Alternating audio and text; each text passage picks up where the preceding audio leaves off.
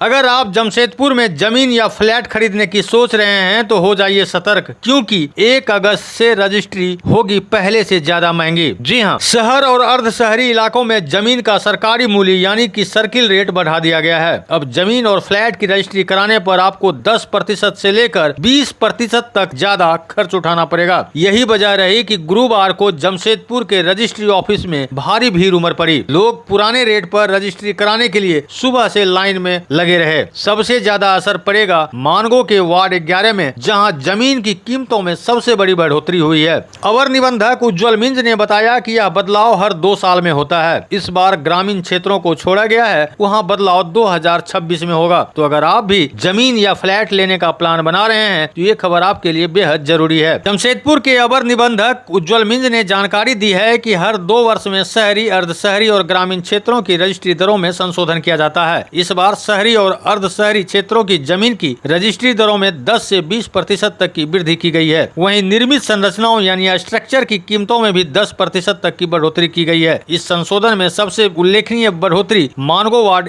11 में देखी गई है। यहाँ की जमीन अन्य क्षेत्रों की तुलना में सबसे अधिक महंगी हुई है, जिससे यह क्षेत्र सबसे अधिक प्रभावित हुआ है। इस बदलाव से संबंधित क्षेत्रों में जमीन और फ्लैट की खरीद बिक्री अब पहले से महंगी होगी। अवर निबंधक ने यह भी बताया कि ग्रामीण क्षेत्रों की रजिस्ट्री दरों में संशोधन साल 2026 में किया जाएगा। फिलहाल यह बदलाव केवल शहरी और अर्ध शहरी क्षेत्रों में लागू होगा। देखिए वीडियो। 1 अगस्त से पूरे पूर्वी सिंहभूम जिले में हमारा जो न्यूनतम मूल्य मार्गदर्शिका पंजी है उसको संशोधित किया जा रहा है और संशोधित कर दिया गया है। और उसमें हमारे सर माननीय उपायुक्त महोदय का आदेश प्राप्त कर लिया गया है। और जो भी ज़मीन का मूल्य है उसमें 10 से 20% की वृद्धि की गई है। और जो स्ट्रक्चर मतलब मकान या फ्लैट में जो रेट है प्रति वर्ग फीट के हिसाब से उसमें 10% की वृद्धि की गई है।